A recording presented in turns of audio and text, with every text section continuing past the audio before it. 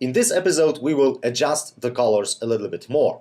First, let me show you how I achieved the looks that I showed you in the previous episode. That's the technique that I like to use the most. So I first add the RGB curves node, and this will be used just to set the initial black level and white level. I mute this and sample the black level, white level, and that's it.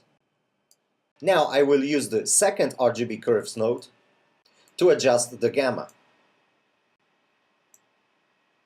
Then I add the color balance to play with the colors. I would like to adjust the color of the sky.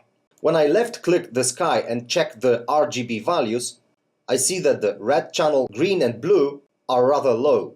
It seems that the sky will be influenced the most when I adjust the lift. So let's push the lift to the blue color.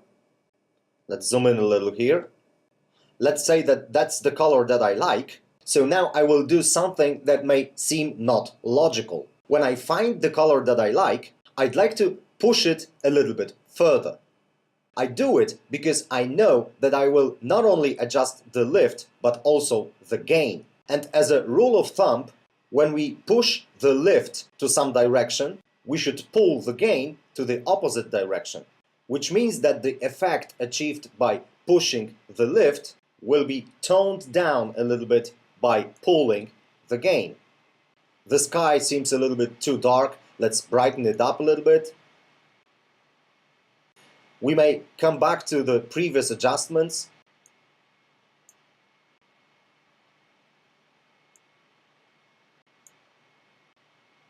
And we can even go all the way back to initial white and black levels and maybe increase the saturation of the white level to get rid of this yellowish tint of this building.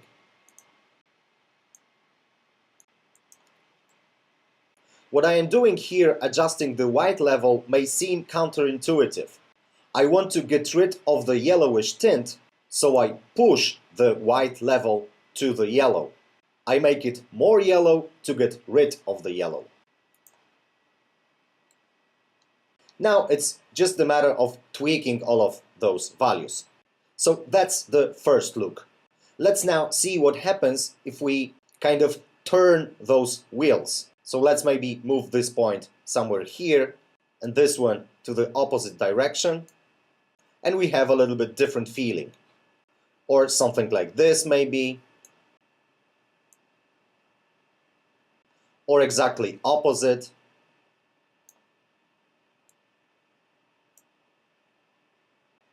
But I feel that the first approach, the first look, was the best. This all may be achieved using the RGB curves node only. I don't say that it's easier, but it's possible. It may seem that it's impossible because we changed the colors, but here in RGB curves, we have the access not only to the overall levels, but also to the individual channels. Here we can adjust the red channel, green channel, and the blue channel. So if we take a look at the colors that we used as the lift color, gamma color, and the gain color, we can make the exercise to try to recreate this using the RGB curves. For the lift, the red channel is lower than 1, the green channel is a little bit lower than 1, and the blue channel is a little bit higher than 1.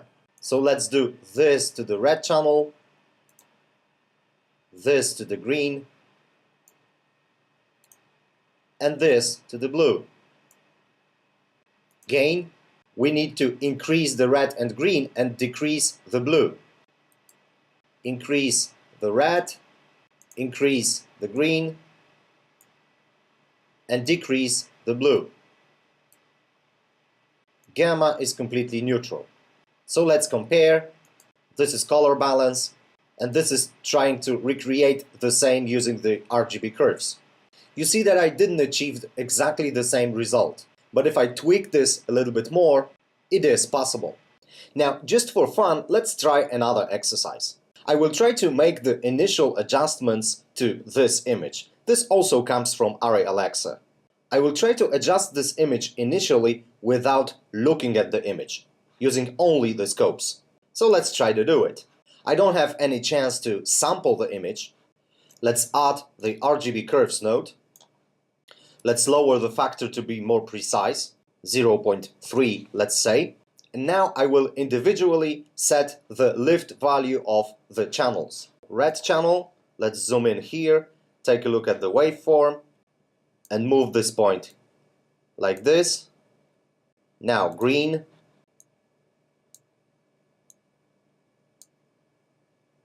Like this, and blue like this.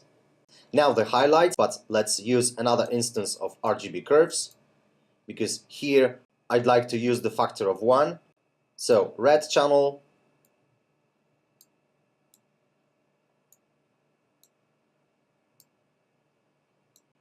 green channel,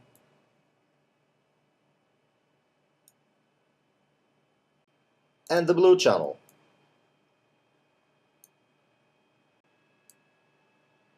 Let's now try to add another RGB curves, drop it here, and looking at the waveform, let's try to increase the overall contrast. We will lower the gamma, but at the same time we will increase the highlights a bit. And this is what we get without looking at the image. Let's take a look. That's the original, and that's our result. I think that I did a pretty good job, especially that I didn't look at the image while adjusting. But this was just an exercise. So let's try to make it look a little bit nicer. Those trees or bushes should definitely be green, right? When we look at the values of those colors, we see that they are pretty low.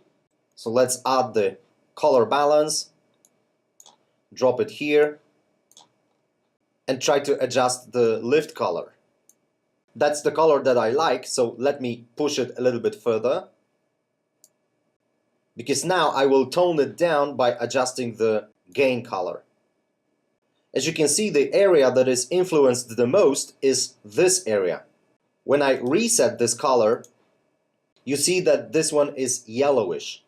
And we would rather have some complementary colors. So that's why when we push the lift to one direction, we should tone down the effect by pulling the gain to the opposite direction. As you can see, in most cases I don't even touch the gamma color. But here, let's try to push it a little bit towards yellow.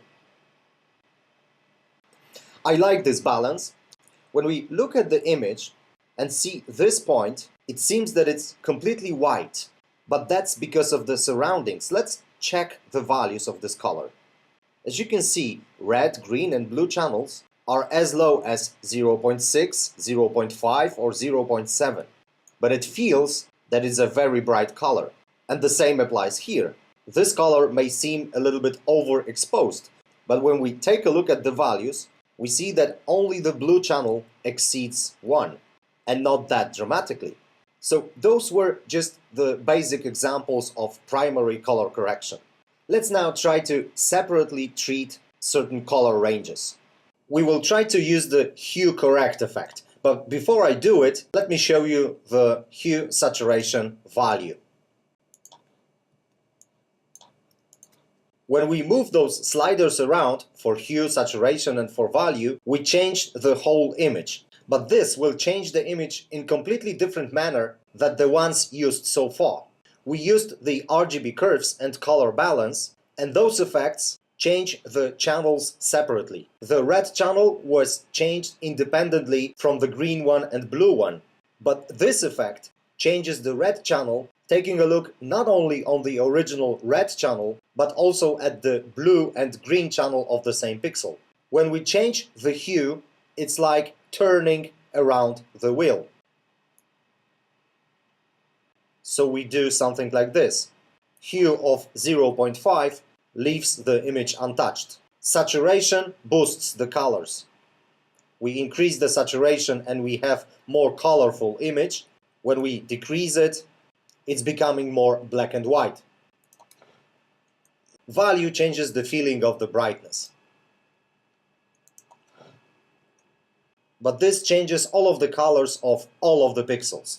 But there is an effect that allows us to separately treat certain color ranges, and this is hue correct. And as you can see, we can change the hue of a certain colors, like let's change the hue of the greens. As you can see, the fence changed, but the bushes did not, because they are more yellow than green. So they will be influenced more when we change the location of this point. So this is how it works. Here we can adjust the hue. Here we can boost the saturation of certain areas or decrease the saturation. You see that when I moved this point, I changed this area.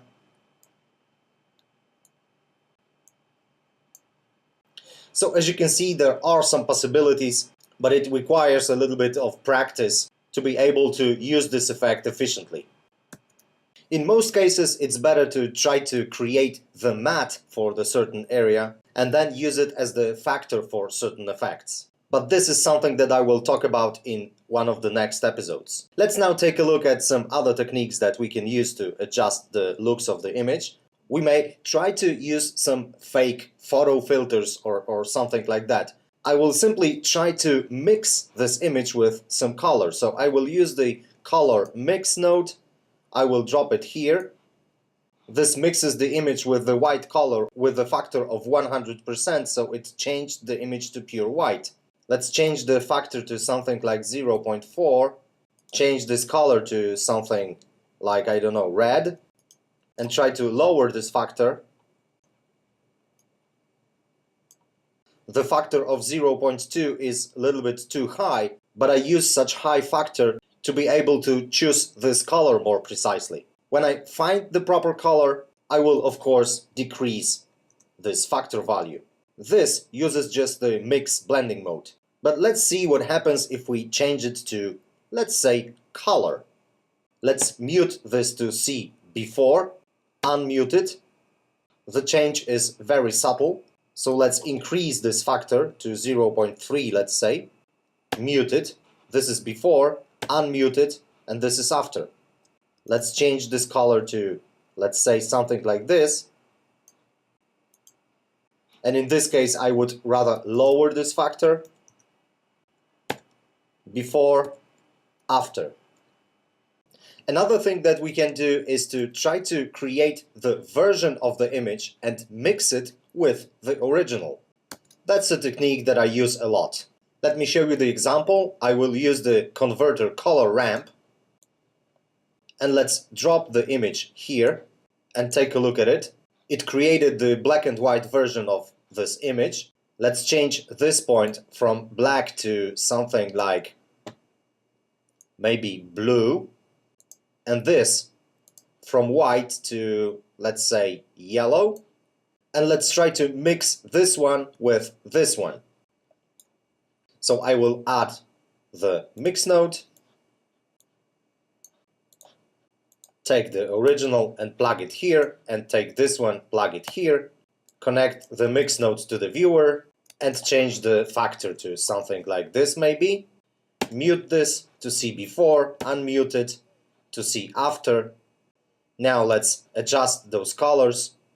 Let's change this one to this, and this one to, let's say, this. Maybe make it a little bit darker. We may try to change the interpolation.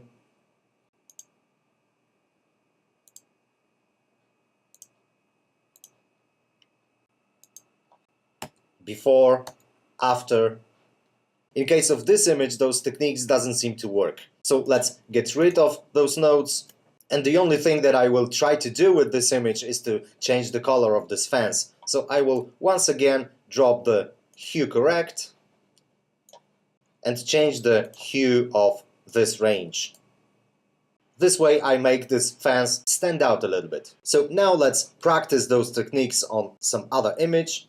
This one was shot on red camera, and that's a piano, so it's completely black and white. Let's first take care about the black level and white level.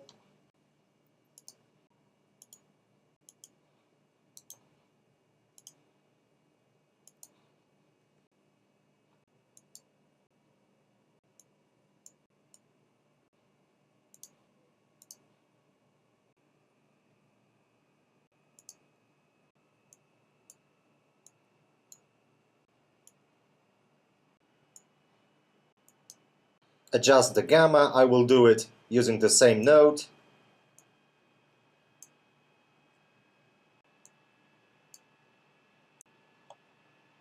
And let's now try to clean those bright areas using the color balance. I will only try to adjust the gain.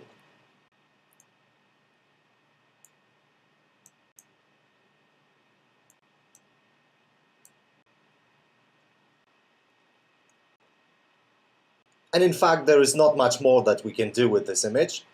So let's try another one. RGB curves, mute it, choose the black point,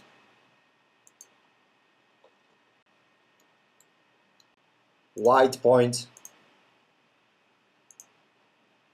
unmute it, adjust the gamma,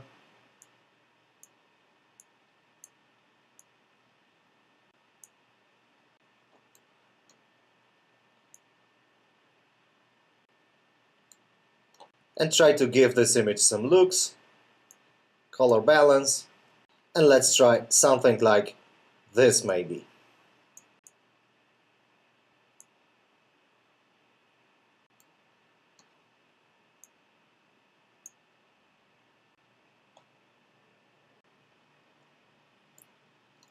So that's all for this episode. In next episode I will go deeper into it, showing you more techniques and trying to give you some more technical knowledge.